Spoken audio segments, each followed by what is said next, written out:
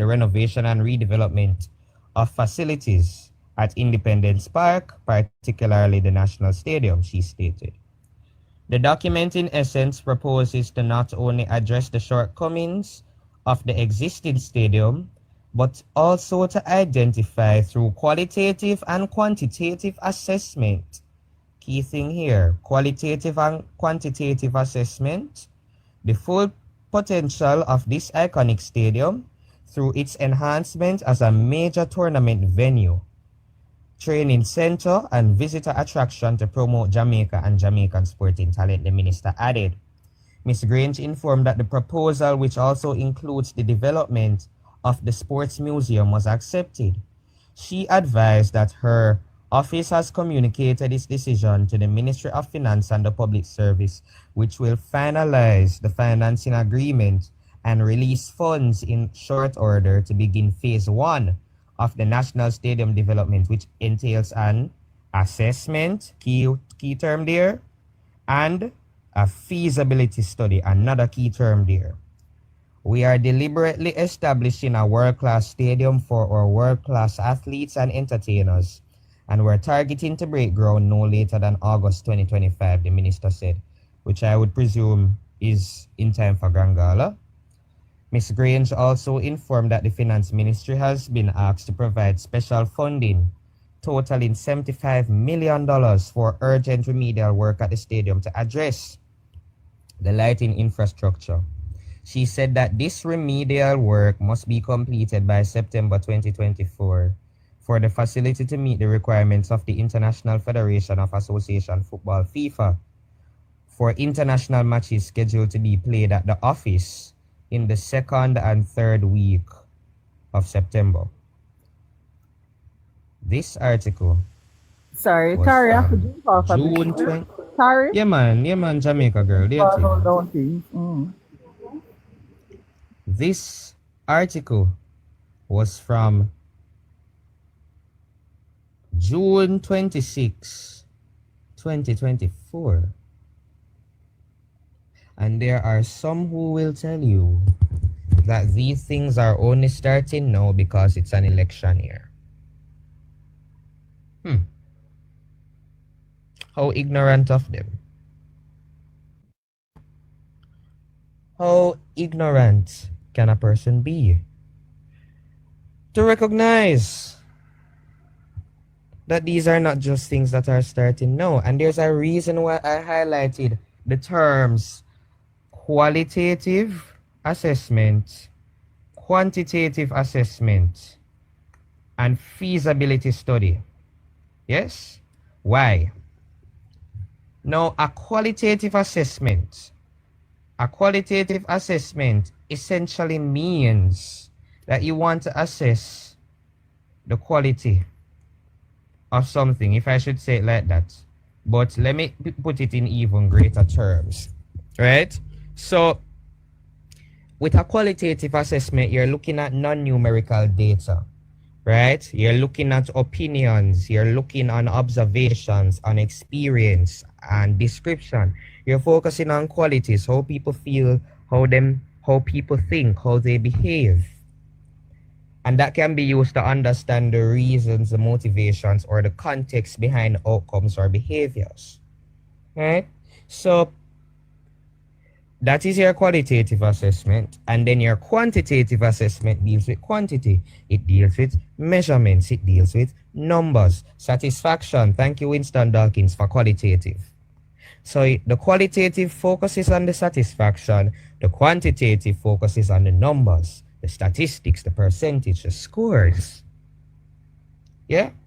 And then the feasibility study now assesses whether your plan or project or idea, is it practical, is it achievable, can it be done within the time? But it also looks at other factors, including the cost. How much money does one need for this? How much time does one need? What resources need to be put in place? What are the risks associated with these things? And what are the benefits? Just one quick point. There's another thing where Andrew mentioned recently that government have to consider also, is that the money that we're going to spend on this, can it is it urgently needed somewhere else before we spend it here, so? Right. Yes. Is it urgently needed somewhere else before we spend it on this project? That's something that they have to consider nowadays, too. So that no, I would say I would refer to something like that as kairos. Kairos is a Greek word. They say you learn something new every day, people. Kairos is a Greek word that means the right, opportune, or perfect moment to act, as Chuck would have pointed out.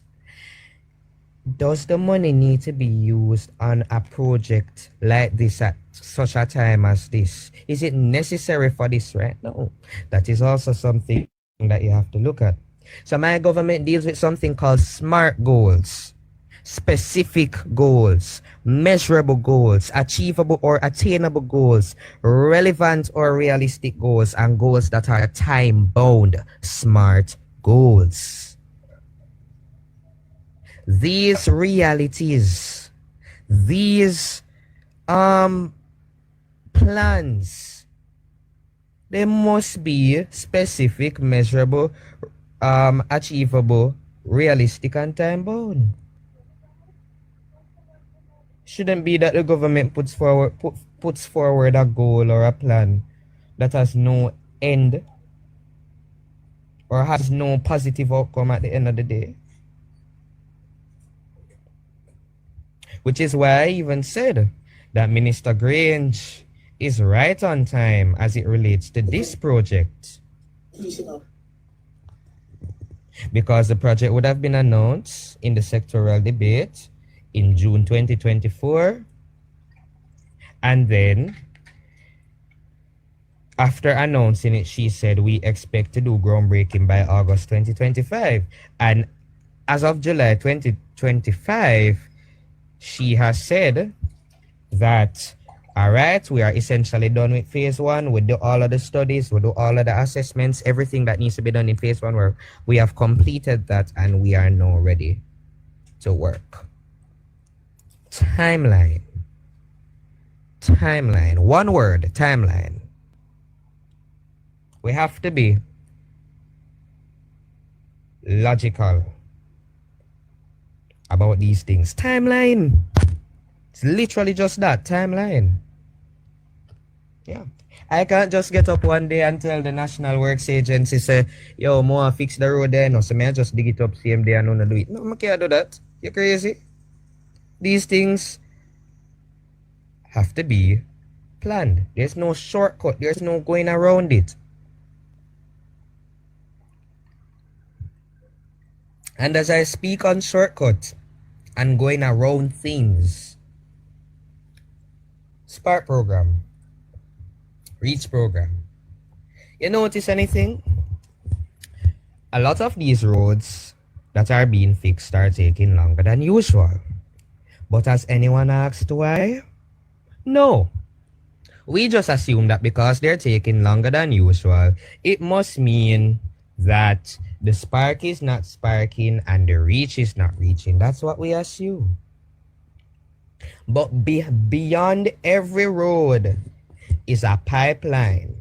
Beyond every road is a drainage system. And I'll tell you what the Pipeline National Party did. Oh, my apologies, the People's National Party. I'll tell you what the People's National Party did.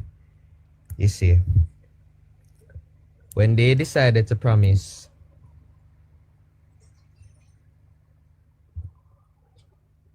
pothole free by 2003 and repair these roads, we often say that if you don't have the foundation for a house, you can't do anything else. Foundation is the strongest part of the house. It allows you to do whatever else you need to do in terms of putting up the columns, right? And the walls and everything else before you can even do the roof. You have to do the foundation first. Why do I say this? Beyond and below our roads are pipelines, are drainage systems. Yeah? So After we deal with all the money, you will get the money from the central government budget and we'll do all of that and we'll plan it out, we'll do studies and we'll work with NWC, we'll work with NEPA, we'll work with National Works Agency and we say, all right, this is it. Are we ready to start the work? We realize, after we do the budget and everything, what do we realize? Oh, shucks. This pipeline isn't right. This drainage system isn't right. Do we shortcut something just to get a result as quickly as possible? No. If the government decided that they would have just patched the road, whilst knowing that the pipeline is leaking, which then cuts off water access and water services for persons in various areas. Should the government have just patched the road and leave it as it is? No. You see, this is the reality that I talk about. These small things, well, not even small things, but these details that you think don't have to be addressed, they have to be addressed.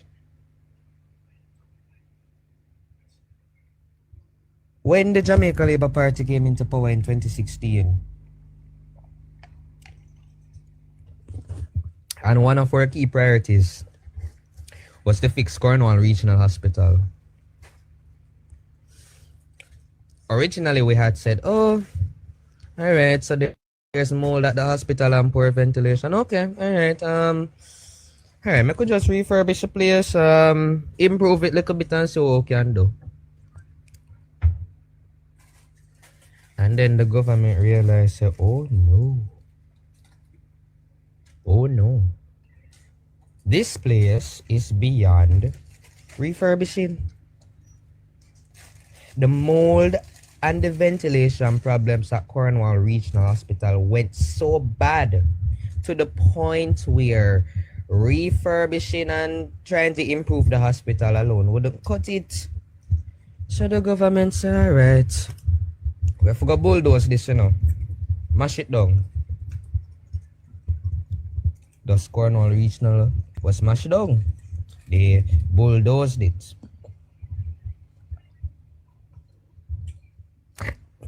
And as such, they built a new Cornwall Regional Hospital. The administrative block for the Cornwall Regional Hospital was opened earlier this year.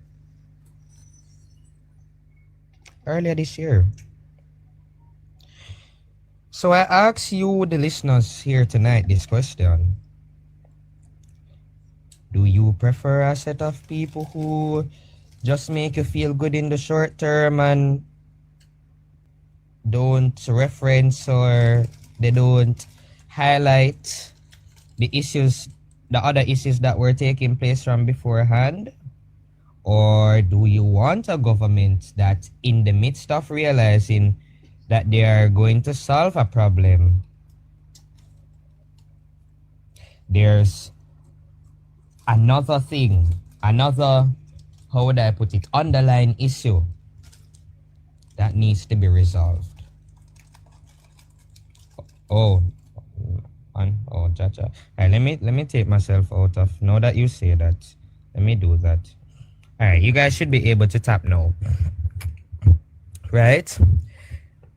But it does beg that question. Do we shortcut things and get short-term gratification? Or do we assess, look at what's going on, address the underlying issues if we can, or if we can't address the underlying issues, just start again from scratch so that we can achieve the long-term gratification? That is what the Jamaica Labour Party is about, frankly speaking. We don't rush through things because we realize that things take time. We don't rush. We don't run with it. This budget, even, I can speak to this budget. The 2025-2026 budget estimates of expenditure that was passed by Parliament for this year. Minister Favor Williams would have said that this is not an election budget. We don't need to do an election budget. Frankly speaking, the government is not interested in doing an election budget. Right? So persons are saying, but hold on there, what happened to the usual gimmicks? So that gets what's going on for the, you know, all those nice things. We are at a critical juncture. You see? A critical juncture. I know what that juncture is. I personally believe that that juncture is similar to Singapore when Lee Kuan Yew came here in 1962. Lee Kuan Yew came in 1962 when Alexander Bustamante was the prime minister. And Lee Kuan Yew, who was leader of Singapore at the time, said, okay, Jamaica is nice, man. Jamaica is booming. Let me go back to Singapore and apply this method. And he applied this method. Look at Singapore now. I believe that at the juncture that we are at right now, the juncture that we are at will test us as Jamaicans to see, do we want to be like Singapore and adopt their model? Well, technically the model that they would have adopted is ours. But do we want to go through with that? Yeah? Do we want to reach where Singapore has reached because of us, by the way? Yeah? Do we want to improve our economy and continue to be used as models, like how the International Monetary Fund, the IMF, can say that Jamaica can be used as a model for economic development for other countries that are struggling economically? The World Economic Forum ranks Jamaica #1 as the country where females can receive educational attainment from primary, secondary, and tertiary levels. Do we want to move away from that and go to a set of people who have proven themselves already?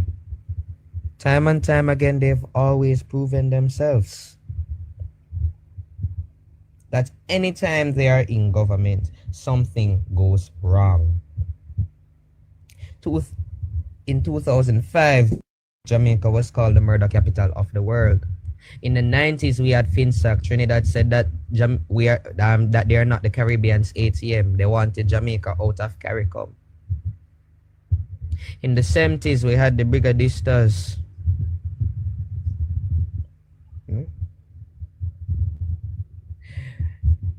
I even go back to the 70s again, when they used to marry, well, not the 70s, the 90s, when food items were married. And if you buy sugar, you have to buy toothpaste with it. Or if you buy chicken back, you have to buy one bandage with it, or you leave have a cut. Do we want to go back to that? We really need to logically think about this, you know. And or the time when pads were taxed, or sometimes you'd even have to buy a pad with the item just to get food. Yes. Do we want to go back to the time where every budget season we have to worry about which new taxes come in? Whether they're going to tax the pads, or they're going to tax the patties, or they're going to tax the handcart, we have to worry about which new item they were going to tax. Do we want to go back to that era? And I think that when we are introspecting on who we're voting for this election, and I'm not talking about the persons who already made up their minds that they're voting JLP or PNP. No, I'm really speaking to the persons who are saying, boy, I'm still confused. I think it really takes a big person to introspect, look back in history, look at where you're coming from, look at where your humble where were your humble beginnings, where you come from. When I look at where I'm coming from, looking back at where the journey began, I really have to say that I'm strong, I'm strong. All praise is to the Most High One. You have to look back at where you're coming from to appreciate the now. And let me tell you something, I'll give a little benefit of the doubt to our young persons because I'm people sorry. like Let, me, I let me look never. at the background and give you one more bit of information. When Go Lee ahead, Kuan Yew Chuck. first came here in the 60s, it wasn't him alone. During that period, Jamaica was doing so good economically that an institution back then, it was called the International Bank of Reconstruction. Today it is called the World Bank. Led a group of 28 developing nations, 28, to come here and study what Jamaica was doing. One of those nations was Canada and one was Singapore. Right? So 28, they came here to study what was happening in Jamaica because of how good we were doing. We were a beacon to the world in terms of economic growth. Right? And that's what we are today again. People are looking at us and wondering, how are they doing it? Right? They are looking at and say, how are they doing it? And we have people coming to study and taking their cues from us again. When Lee Kuan Yew came back here in 1970, 76, I think it was, or somewhere there, so, to a conference, he declared that Michael Manley was a fool because of the condition that he saw Jamaica in. He said Michael was a fool. But if you listen to PMP, they will tell you the story that Lee Kuan Yew came here in the 70s and took Manley idea and went back and developed Singapore. Crap. And that information is available out there.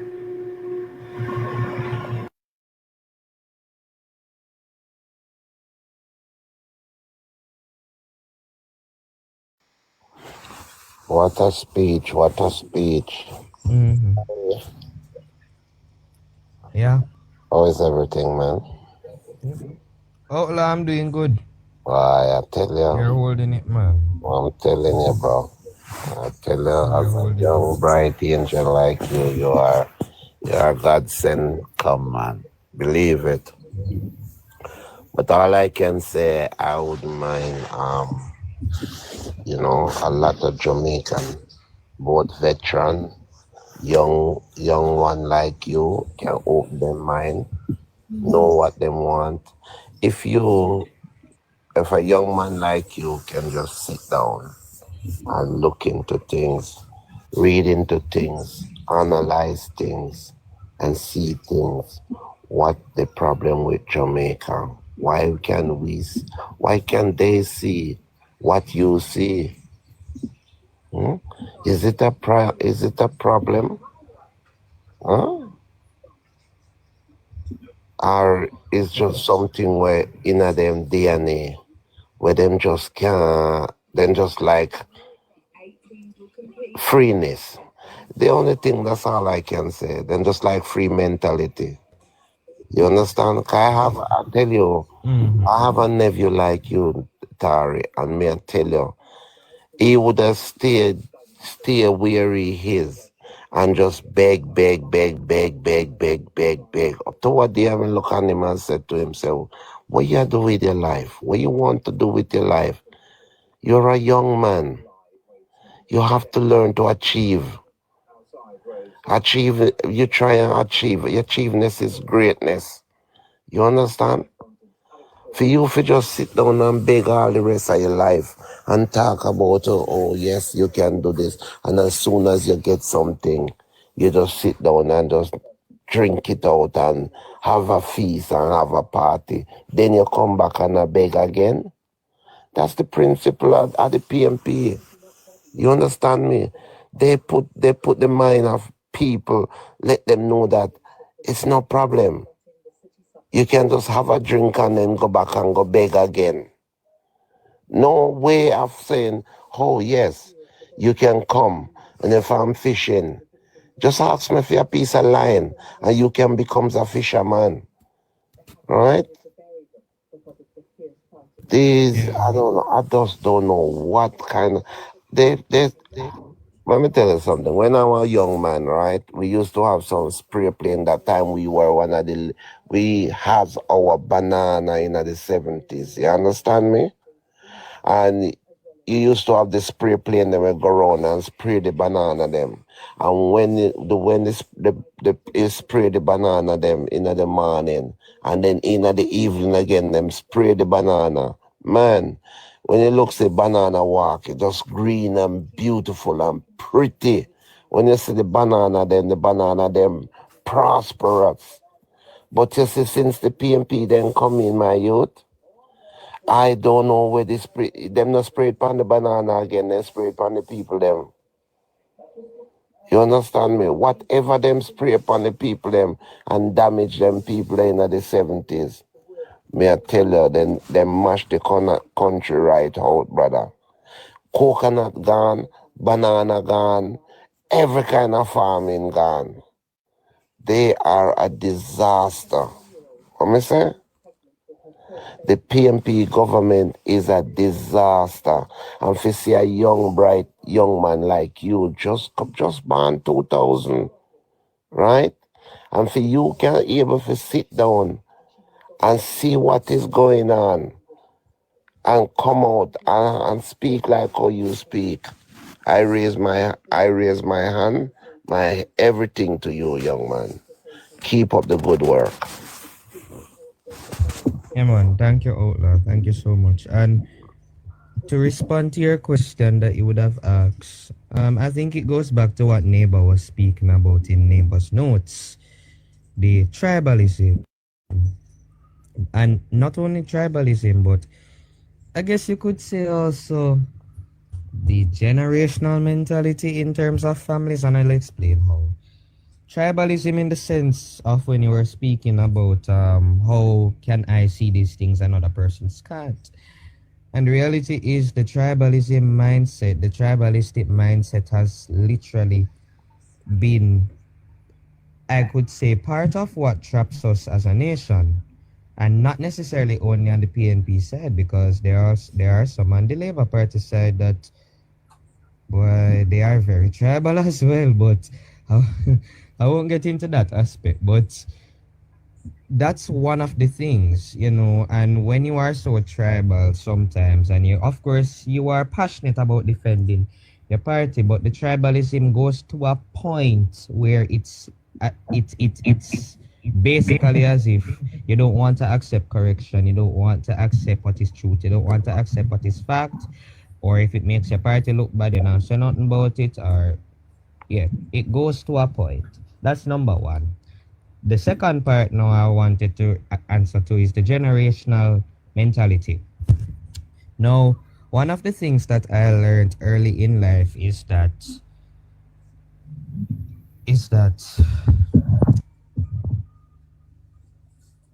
you won't be offered things on a silver platter. Sometimes you have to grab at opportunities, other times you have to create opportunities. But never let it be that you're an opportunist. There's a difference between creating an opportunity versus being an opportunist. Start difference there. But outside of that, I will never tell you that I am privileged. I come from the inner city, right? I live in the vicinity of Vineyard Town, right? I know you know them place there, right? So I wouldn't say that I am privileged, right? But even outside of that, I do not allow the area where I come from to define how far I go in life. Let me put it like that. So when I reach Arden, well, even from primary school and infant school, I was in clubs. But mainly when I reached Arden, I joined clubs like Debating, Mother United Nations, Emerging Global Leaders, Jamaica. I'm in the student council. I'm a prefect. I prefer student council over prefect more still because I like to represent people more. But that's just a personal thing. And Environmental Club, among others. And those clubs would have helped me, especially debating, I would say, to hone my voice in terms of how I speak and in terms of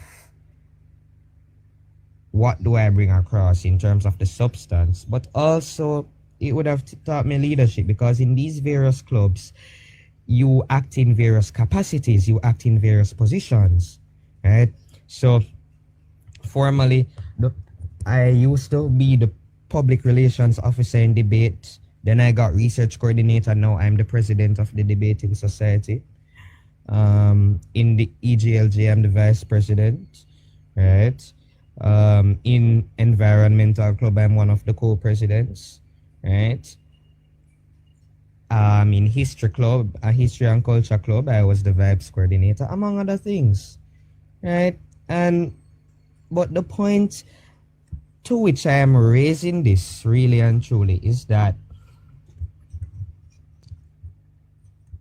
it factors down to the generational mentality in terms of what you would have learned from your parents, but I guess also the era and time and who was your leader at the point in time you really started to mix life, if I could say, is also another factor. Because a lot of times, during the PJ era, many persons were accustomed to handouts. Many persons were accustomed to just generally getting things. No one was working for themselves, right? And I think that in this era of where, especially the Andrew Holness-led administration, you realize that, all right, you have to work for what you want, grab at the opportunities. You may not always get what you want the first time, but understand that it's steps, yeah? Then that in and of itself, I would say, that in and of itself teaches a lot. And additionally, as Eileen would have pointed out, my God, I should have not forgot that. The church plays a very integral role. In the church that I'm at right now, I'm a member of the communications body, media team, tech team. I'm a member of the choir. I'm also a member of the Pathfinder Club. That's one of the uniform groups amongst the various uniform groups in Jamaica. And these groups as well, these various areas within the church that one is involved in, they also help to hone your skills and abilities and teach you many other things. So when I hear youth sometimes cannot make a living for themselves, or they don't believe in this government or anything, I don't immediately look them off, but in a sense I do feel bad for them, and it helps me to realize, what this country has really gone through. Yes, I am Winston.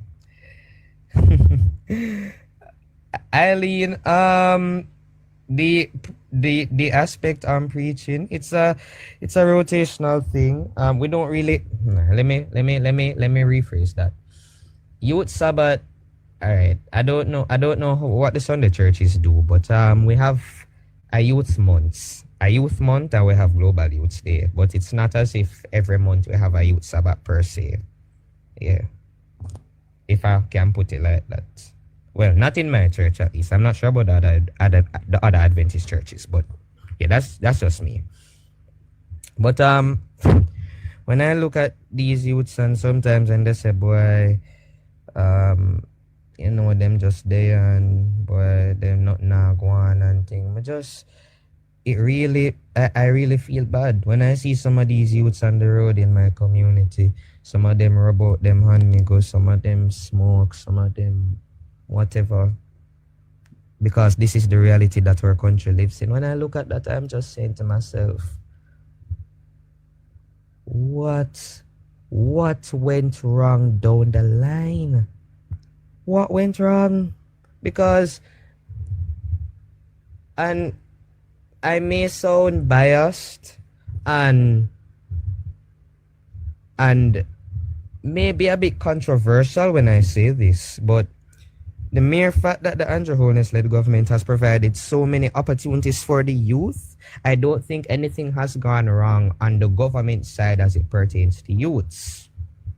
Which is why I wanted to reframe it more so on the generational mentality aspect of things. Because sometimes you have to understand that people come from broken families. At times too, sometimes persons don't have the proper mentors in their life. Look at David.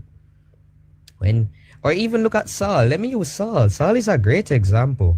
When Saul was king and Samuel would have been advising him and advising him and advising him and advising him, and Samuel says, Saul, you're gonna go to war. When you go to war, destroy everything. Everything of a destroy. Everything. Don't leave anything untouched. Saul decides, say, no, I'm gonna take some of their animals and I'm gonna take which king that again?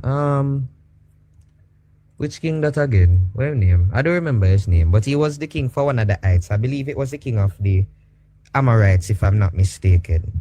Yeah? And Saul kept him captive.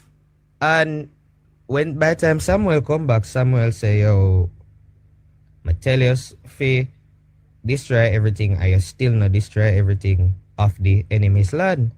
And then Saul, not Samuel, and not Saul, and then Samuel said, since you choose to disobey God, the Spirit of God will leave you. And the Spirit of God left Saul. And because the Spirit of God left Saul, an evil spirit came upon Saul. And it was only when David played this, and it's not a harp, by the way, no, it's not a harp. I actually learned that the instrument is called a lyre. As the spelling is in the chat, Lyre. I actually learned the instrument is called a lyre. Whenever David played that, that was the only thing that can soothe Saul. But I say all of that to say, not all of us will have that mentorship. Not all of us going to have the Samuel in our corner like how Saul had Samuel in his corner, although him never listened to Samuel still, but you know. So a lot of things do happen on that side. So we have to take note of it as well, you know, because it's not all youths are, I don't want to say it that way, but not all youths are quote unquote lazy or going to throw away them life. No, not all youths are like that. But unfortunately, the unfortunate reality is that there are some who would have not received the wisdom and the knowledge from their parents. They wouldn't have gotten the mentorship. And that's what happens. So it's a sad reality, I will say. But as I continuously say, the government has provided so much opportunities for youths, and it's not where you come from that should define you, but what you do with the resources that are given and what you decide to do with everything at your disposal. Where you come from should not define you as a person. No, really and truly, it shouldn't. Just because I come, as I said before, just because I come from the inner city, I'm not going to let the inner city define my entire persona or personality. No, I'm gonna see it better for myself, so that when I see it better for myself, I can see it better for my parents and my grandparents. Yeah. So, in closing, I will say, because it has been fun, but in closing, I sound like the pastor them whenever them say, I'm almost done getting ready to my seat. But in closing though, I say, the Prime Minister is challenging our minds. He's challenging our mindset. He's challenging how we think, really. And what we do with all the resources at our disposal. That's what he's really challenging, you know. And good sermon. And the election this year, the election is not a test of the government. The election is a test of us as a people. It's a test for where we want to go. It is a test for what we want to see out of Jamaica. What do we want to see out of Jamaica? Where do we want to go? When do we want to go? Who do we want to lead us there? How are we going to go? It's a test of all of those things. It's a test of us as a people. Yeah? It's a referendum on us as a people. And as such, we must ensure that when we go to that polling station, whichever day the election is, we make the right decision. And we put our X beside the beautiful bell. Because understand, I want you to understand, and I've said it before and I'll say it again. The Prime Minister is challenging how we think, he's challenging our personality, he's challenging our mode of operation. What do I mean by that? Alright. You give a man a fish for a day, meat for a day. You teach a man to fish him meat for life. Him fish for life, I should say. When you truly care about someone who is poor and needy, and from the inner city and not have everything, when you truly care about that person, you don't give them things for the day so that they can eat for a day and continue to depend on you for the rest of their life. No. You teach them how to fish so that they can fish for life. And that's what the Jamaica Labour Party is doing. The Jamaica Labour Party believes. The Jamaica Labour Party.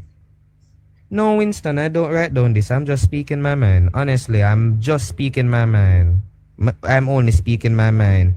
I'm literally, which is why sometimes I will pause sometimes, But, yeah, I will pause sometimes, but bear with me, listeners. I am only 17. I will learn as I get older. But the Jamaica Labour Party believes in teaching a man how to fish so that that person can fish for life. So we're not just gonna give you something at the drop of a hat. No, we teach you things. So if you want a job, yeah, the government could just give you a job at the drop of a hat. Yeah, we could have done that. But we do recognize that that won't be fully beneficial because there are various other skills that you can learn in the process of getting a job. So we give you the job application to sign up. We then teach you how to create your own resume, teach you how to do an interview, teach you how to dress for an interview, teach you all the documents that you will need for that interview. Right? We'll teach you all of that so that you can have that information and that knowledge and that wisdom going forward in life. Yeah? So we don't believe in the handout mentality, no.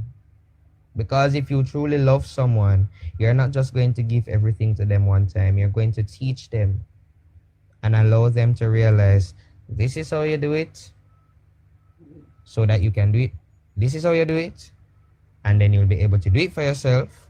And upon doing it for yourself, you'll be able to impart that knowledge onto others. That is what the Prime Minister and by extension this current government is teaching us. Thanks to Yeah. your parents. So, listeners, Thanks to your parents. I will be heading out now, but I see Chuck Outland and he's still here. I don't know if they want to add anything. Neighbor, are you still here? Neighbor there? Boy, oh boy, neighbor look like he must sleep. Oh God, neighbor. All right. Not at all, son. Not at all. I'm right here listening. Oh, you're right here. Okay, lovely. All right. Tari. Yeah. Yes, Sorry. outlaw. Anybody if you sleep amongst me, let me tell you something. Neighbor cannot sleep on them speech or you have to give. Neighbor must say I take notes. Right, neighbor? No, no. Not from a 17-year-old. It could never. Well, sir. I must digress. And you have to give the young people their pride of place when the right time comes. Yeah, man. I must decease, sir. Definitely. And listen. Season the season, listen. How much knowledge, how much more knowledge this young man can really get? As him ask Winston asked him if him sit down and write these things. But no, you can listen. He's just speaking his mind, his knowledge, everything he go by. And that's what, as I say, it's like, You can't get a sponsor for us for the Tory steak. I tell you. I tell you, I would go to the level where anything for sponsor Tari, believe it. I would definitely do it in my powers if I can, brother.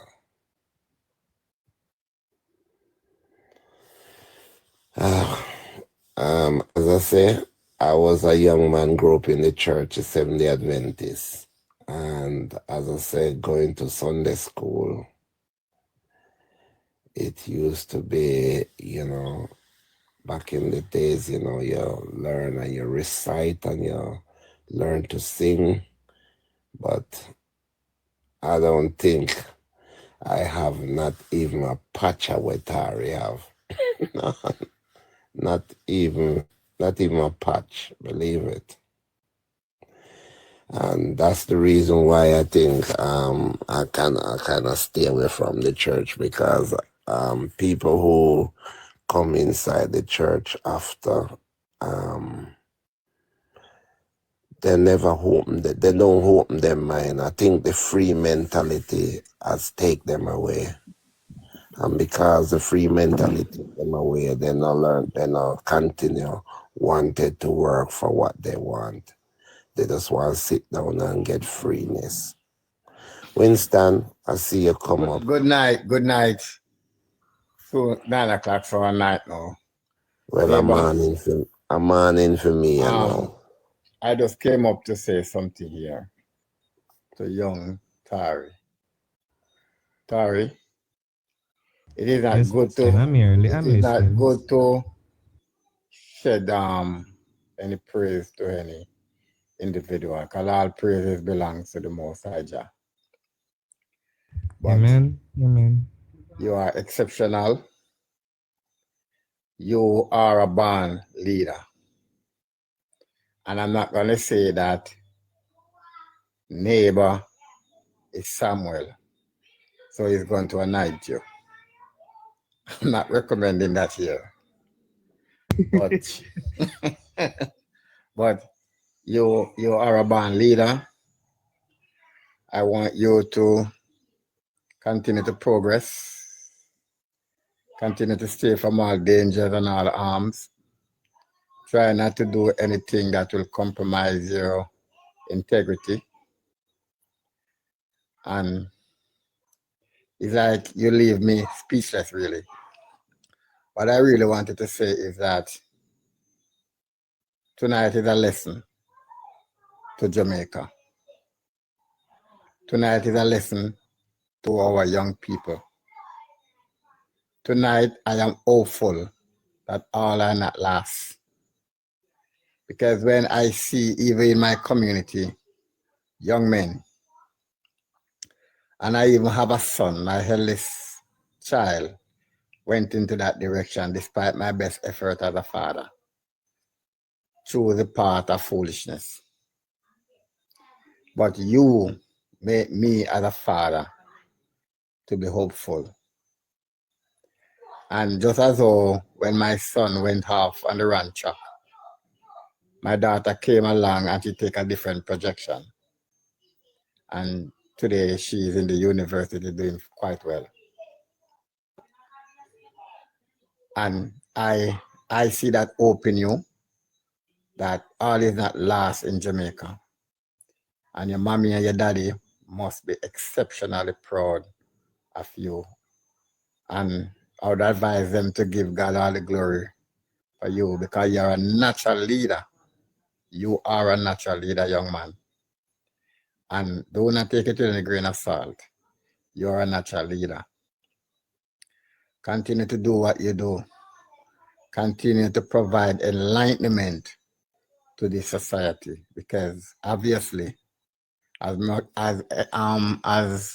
neighbors said last night, that Mutty Perkin has tried for many years behind a microphone, but he died a broken man, because to his belief, he has not made the inroad that he was anticipating.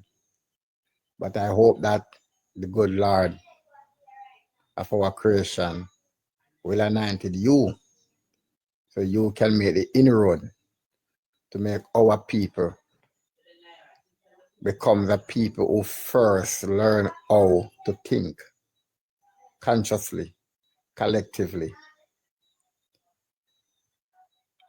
When I look back and see where my country have take the wrong part from the 1970s. I was born 1974, but I've learned the history. I know where our country have take the wrong part and where it have led us. And I've seen where this Prime Minister have decided to listen. I have to stop the slide of this country. And I see what the enemy has set out, how to destroy him.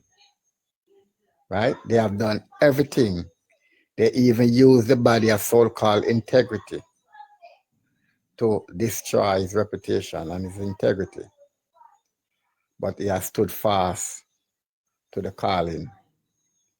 And I know, maybe I will be not around, but I know that someday you will lead this country as well.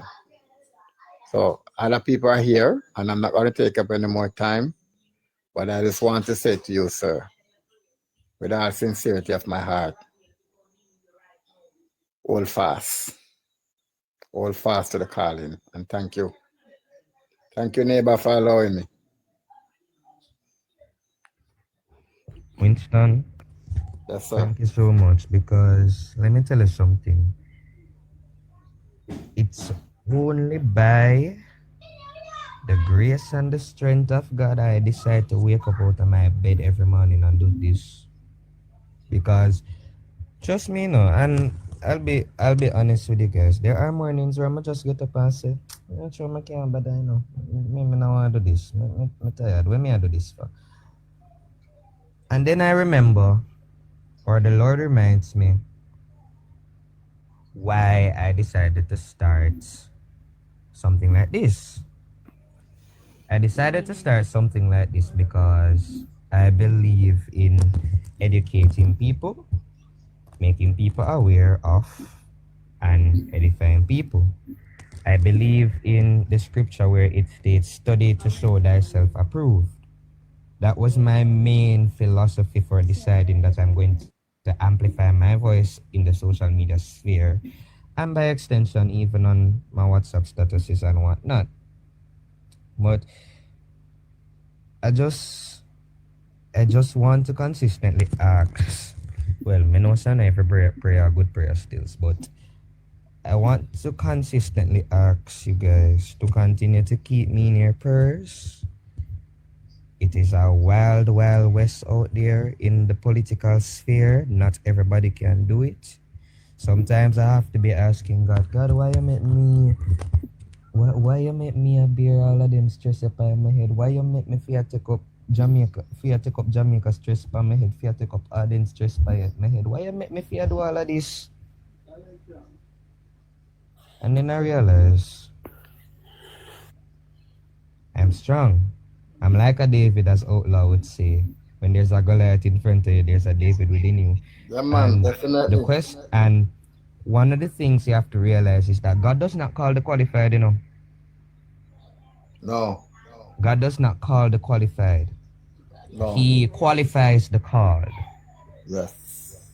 Yeah. Because He qualifies the called. David wasn't qualified, Yeah. but he qualified the call. You could not say it any better, young man. Yep. So guys, I honestly just continue to keep me in your prayers, honestly. It's a while was out there. I try honestly. I still have a lot to learn, and I hope that as I continue to gather more wisdom. But as I pray for myself and others here, I hope that we all do the same, be our brother's keeper, you know, and really just lift us up because, and it's a sad thing for me to say this, but I've seen a lot of politicians come into politics, and maybe it's me, or maybe it's my interpretation of them, or maybe it's something else, but I don't want to be one of those politicians that in the event I do go into politics, I forget where God take me from, or I forget all which God has done for me, or I forget to glorify or praise God. I don't want to be that person. I want God to remain continually in me, continually within my heart. And I know it is a questionable thing sometimes because people ask me, oh, you're practicing religion or you're going to politics. You don't see the two can make sense.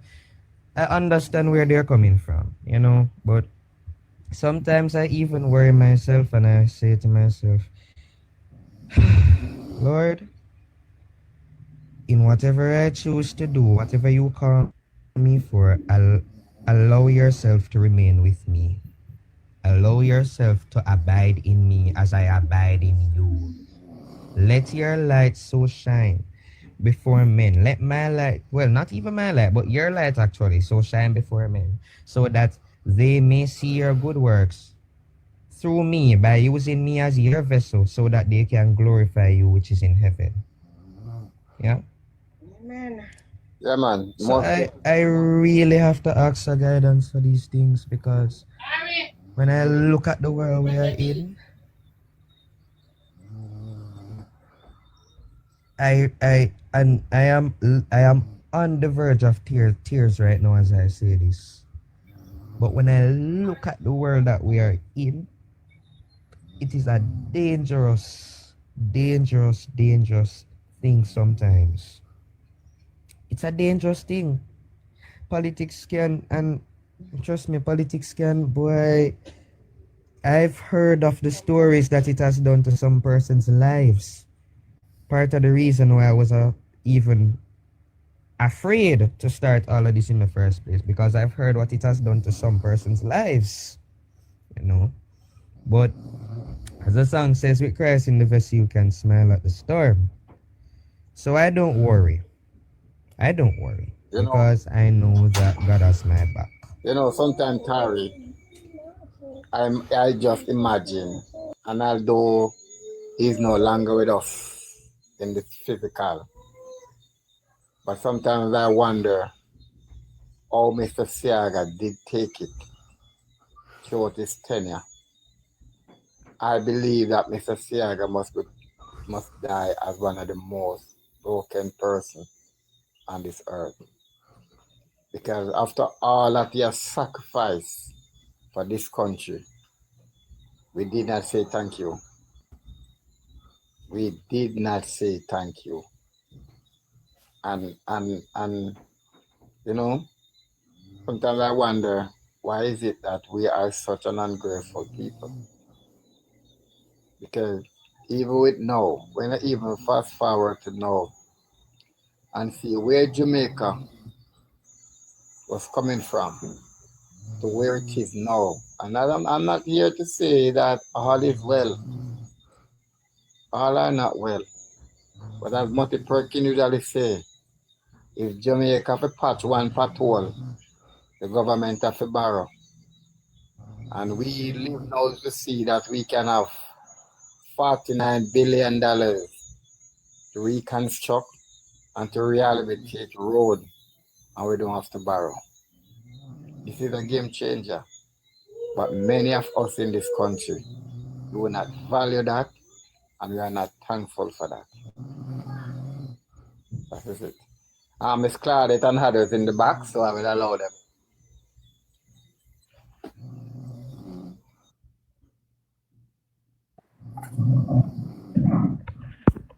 Yeah, good night. Good night. Good night, Dan. Yeah, you're a long time dad. Yeah, me and I talk I even jumped the gun above you. Sorry about that.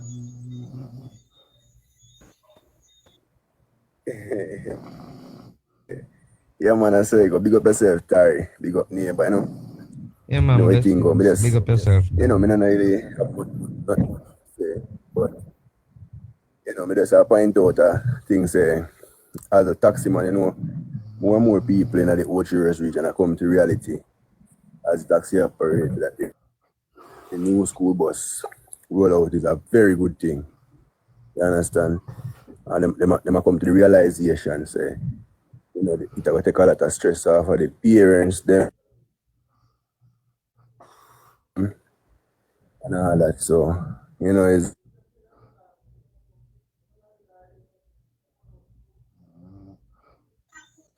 yeah. Yes, Dan. Thank you for that. Thank you for that, sir. Glad to know. Glad to know that the message is getting out there, sir, and people are responding to the reality.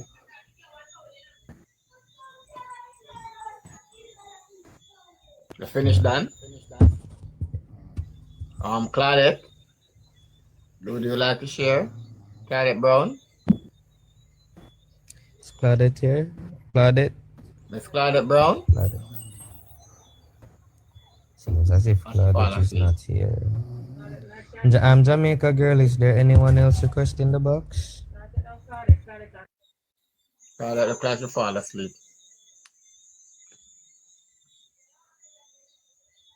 Yeah. So, Tari, you know, let me tell you something, you know. You see, when you are 90 to do something, it will flow naturally.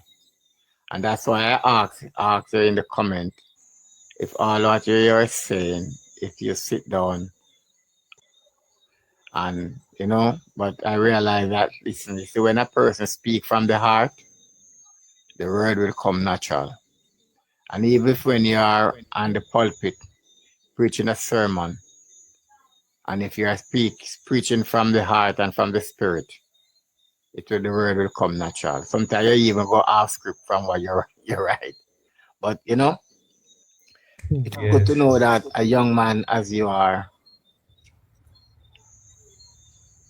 still a young teenager, still have the whole future ahead of you. It's good to know that you are so knowledgeable of our history, of our present, and of our future as a country.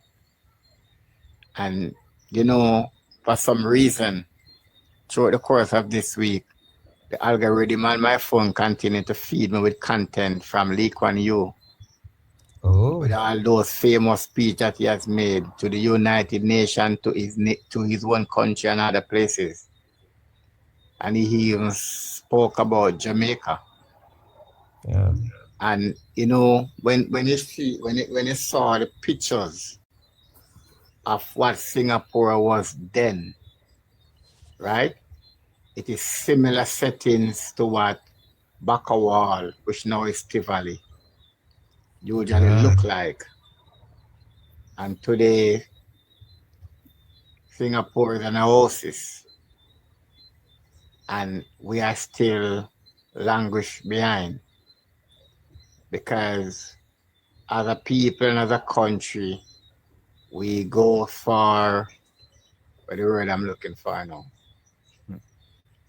We go for charm and rhetoric over substance. You know? Yeah. And the reality is in this, in life. I always, even the Bible, you know, even the Bible warn of the philosophers. The Bible warn of the smooth speakers. And it really baffled me, Tari, as a Christian nation coming from out of the 60s and the 70s and into the 80s and the 90s. We were more a Christian-minded people than now. That people allow themselves, after they've been warned by the word of God about the smooth speakers. You understand? And Jamaican people are allowed to be hypnotized by the smoothing word of a Michael Manley, which have no substance. Winston. And this is our reality today. And it take a young man as the prime minister now trying to correct him all those errors that was made. You understand? You know, sometimes when I listen to some people speak, it really hurt me a lot. Although people are entitled to their own opinion, whether it's right or wrong. But Winston. young people not even know that Jamaica was once every 2 months you usually pay light bill. Now we are burdened and crippled by our light bill because of bad management. And you know, I am not here to speak any evil, but when I listen to the argument of the former minister, Falwell, criticizing this present minister about JPS, he deserves to be hung by his tongue because No, he's a betrayer. You know what, He's a betrayer to the people of Jamaica. Winston? You know what put me in mind? You remember about Alibaba and the 40 thieves? Mm-hmm. Yeah, these are Alibaba and the 40 thieves. You read that story, Tari? Or Tari there? Sorry.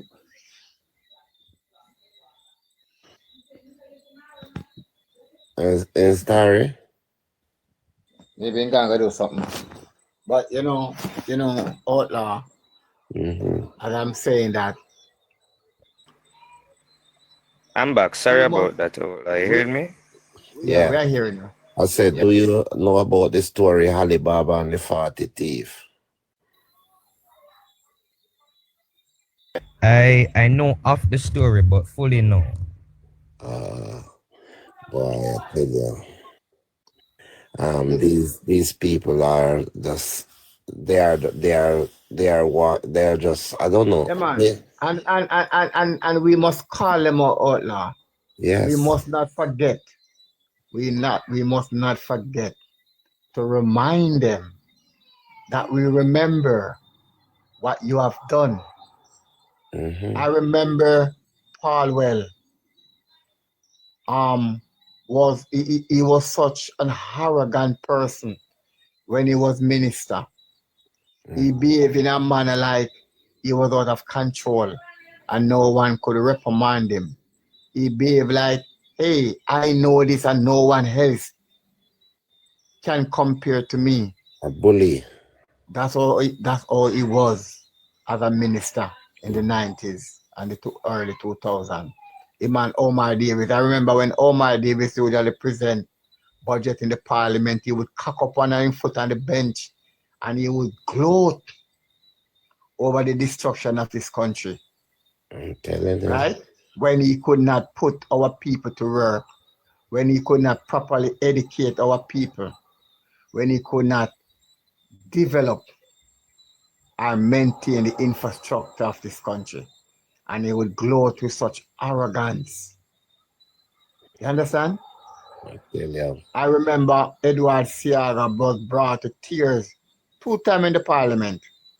One, when he was saying to PJ and Omar Davis, do not sell JPS to Marant.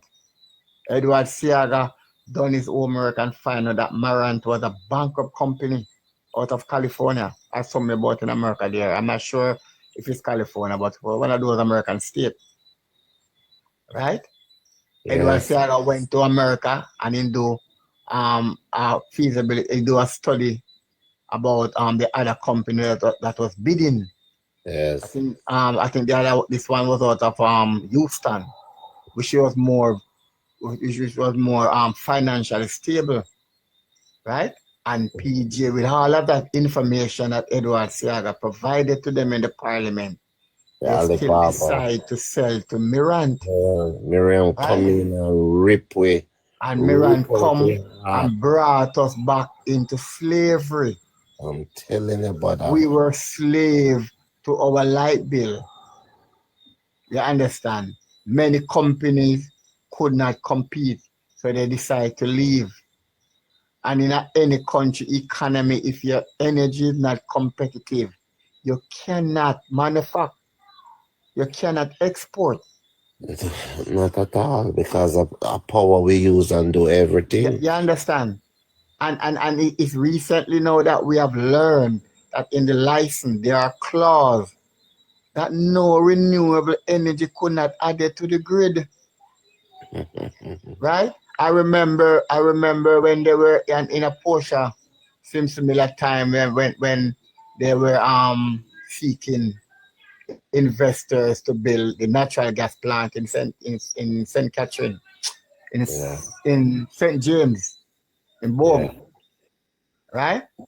And Mm-hmm. they were telling us, hey, listen, when we change this energy mix, it will make our light bill 15 to 20% cheaper. Is it so? We were lied to. And even when they retire the old every fluid plant and bring on the natural gas plant and stream, our light bill never make any change. It No. didn't make any change. We never have any savings Because of the there. criminals like Paul Well. So all along we were taking for a ride. Remember when them bring in ethanol gas? Yeah. And I say ethanol, we can run ethanol off and them. I think then they use a diesel mix with it or something. Yeah. So you know. All right. So they are behaving like we all forget. And like we do not know. Boy. Understand? There was let me say this. There is no achievement that the PNP had in the 90s that they could campaign on to be re-elected in listen, 2025. Start None from whatsoever. you have to, yeah. What we have to say now? Remember, these men coming from the 70s. How can you have a minister of finance, right? You go into a man like David Core. Tari, I would like you to read up on this man here, David Core. David Core. Okay. Take away 11 million 1977 from out of our budget, out of our pockets. 11 million. And if you put 11 million in that time until now, that's why Jamaica can never get back on his feet, because Alibaba them like Alibaba. All the PMP them is Alibaba. They just come to rob. They report the heart of Jamaica. I'm telling you, young man.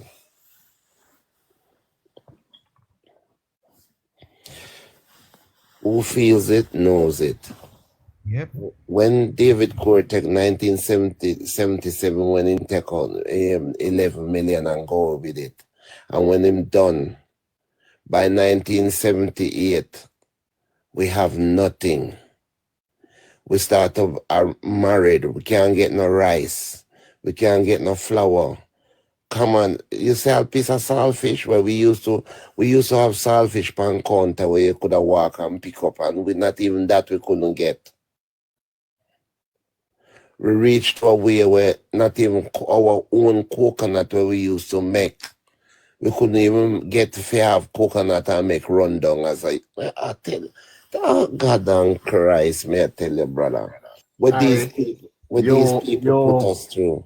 You only know what it is like going to have a laundry and don't have soap. You don't know what it is like, Scott Terry. You don't know what it is like to want to have a bath and there is no soap. You have to use Sorosy and lime, every young man. I'm You telling you hear? that Terry, you PMP don't know people. what it is like. We have to use Want to cook, lime rub under we want to cook hand. us, want to cook a Sunday dinner and there is no rice. I Banana, the long remember grain rice. I eat ton caramel till it Clyde you. You hear me? And my father feel Tony hand make fashion. Give the coconut juice and give the red peas and give it bean and give it all kind of something. Give it gungo. Just to kind of So, change so, taste size a so little. when did you see it, Bulga? Yeah man. Bolga, Bolga did A soap. Let me tell you bulga something. ton the rice. Bulga ton the Bolga ton rice. rice, young man, and you Yeah, couldn't get it. yeah. And you couldn't get it sometime. Bolga something where we used to throw away at school when we in a cause the way how we were on top, That's where we right? are from, In the Tari. 70s. That's where You we are go to from. school, you get bulgur and milk powder and all those things carry home to your parents. You Right? understand? I remember butts of soap was like gold. You know where Right? the people then who have Parents have to to, save them up and tie them up in a old stocking, a old you slip to you get to have know, a baby. Brother Bumper Winston, soap. remember Seprad, because we couldn't get nothing. The people them in the Africa use the cigar Seprad, and the waist hile around a Seprad I hit and used to take up and got make a soap, mix it up and make a soap named That Rude and Boy. that. When things get so bad, carry, we usually get some hide to buy a town, off of the street side of town. And when you hot the hile, you ready for your plant now, your dumping or whatever, you can see a half a tree from where you live a vineyard town and smell it, a burn. You hear? Remember me tell you, like a heavy petrol. Yeah, That's where we man. are from. I tell you, That's man, people where to go we are Seprad from. and go skim off the aisle round a back of Seprad when I go and come take it and make Rude Boy soap. And I hit what people could have get to wash them clothes with. The road boy soap you wash for the whole live long day and the castle. And when they wash your clothes, man, may I tell you, for days Yeah. it's smell it in a hit. And the clothes raw like a fish ground you pick them up from. But Yeah. hey, PMP put me under hell, brother.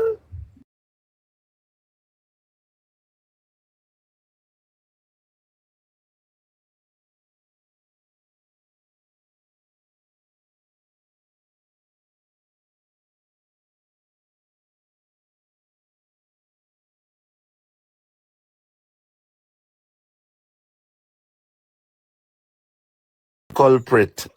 Hell no. Two Alibaba. Hell no. Mhm. And then when done, you have Jamaican people, with I don't know where they're coming from. And then Marcus Garvey tell them, no, my brother, we will never know ourselves. All we know ourselves are when we're back against the wall, we still, and that's what still happened to us to the day. PMP, government, You minister. know, Tari, I want to say this to you, and I know you're young and you grew up in a liberal Winston, democracy. You grew up in a liberal. before you say it, I just want to know that we close off in 3 minutes, by the way. All right. Yeah. So I'll say what I'm trying to say quickly. I know you are young and you grew up in in a liberal democracy setting, but I personally believe that with our present form of democracy will not take us where we want to go as a country. Because Lee Kuan Yew, although his people are totally different cultured from ours, but Lee Kuan Yew was dealing with a multi-ethnic society, just like ours. And he could not use liberal democracy to bring about the change and the development of Singapore. And I will land here for tonight. So I want to say good night to you and neighbor and to all. Big Have a up good yourself. night. Well, Tari, Thank you, neighbor, for hosting us. his neighbor still here with Yeah, us. man. All right, Tari. Neighbor, hello neighbor. Yes, Winston. You have a good night, sir. Yeah, man, Winston, you brother too. Winston. Big up yourself. Neighbor is still here. Okay, Tari. Yes, outlaw. You still our name is Ver, Minora's Ver. The Liberian. Where you say you still see her? Miss Mackenzie? Yes. Yeah, man, she's still there. Same way. When you school closed now, right? Mm-hmm. Oh, so she upon holiday. Or she still come to library. I would think she's mainly on holiday now. Okay. All right. We will listen. We will meet up because I need to get to her. You understand me? So I will able to. Hopefully, you can help me to reach out to her. Yeah, man. Yeah, man. Well, Tari, just take it easy, as we say, and as I say, we talk, right? And whatever I can do, I will just do and keep you going. And big up yourself, man. And just keep on to the good work. Yeah, man. Big up and blessings to you too. Yeah, man, every time. All right, neighbor. Close, Tari. Go ahead. Yes, so listeners, I will go back to what I'm going to go back to one of neighbor's favorite statements. One of his most favorite statements. Let me just get it up here because I don't remember it word for word. And it says that we hold this truth to be self-evident, that men are created equal, that they are endowed by their creator with certain unalienable rights, that among these are life, liberty, and the pursuit of happiness. You find that in the Declaration of Independence, but even more importantly, it was said by Thomas Jefferson. The pursuit of happiness, looking specifically on that one, the pursuit of happiness. In order to fulfill the pursuit of happiness, there must be a drive, there must be a passion, there must be an action, there must be a mission behind it. There must be a vision. Yeah? And in order to have those things, you must have a leader. You must have someone willing to put their life in the public purview and lead you towards that pursuit of happiness. And that, my friends, is Andrew Michael Holness. He has a vision, a mission, a vision and a mission, and a passion. And when you focus on that vision, when you focus on that mission, when you focus on that passion, you build them. And when you build them, you connect them to the people. That, in essence, is what the Prime Minister and the Jamaica Labour Party has been able to do. We don't just run with things or just create things as we go along. No, we create structured plans. And it all starts with a vision. It all starts with an idea. It all starts with a point that you focus on. And then you build it. And then you connect it to the people. So, you wanna enjoy the pursuit of happiness? Well, you must have a leader. A leader who has the drive, the mission, the vision, the passion, and the action to focus on all of these things and build them to connect it to the people. So that's where I leave it to neighbor. All right, sir. A great And night. additionally, let me just add one more thing. I just remembered. And additionally, too, in